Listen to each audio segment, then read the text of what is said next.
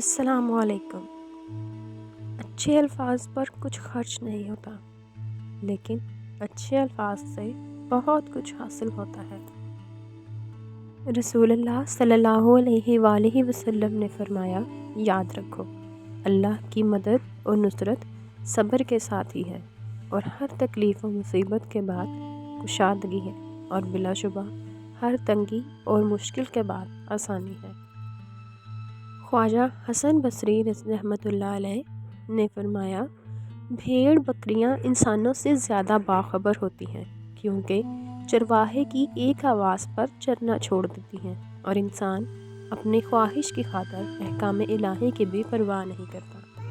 کامیاب لوگ اپنے فیصلوں سے دنیا بدل دیتے ہیں، اور کمزور لوگ دنیا کے ڈر سے اپنے فیصلے بدل دیتے ہیں۔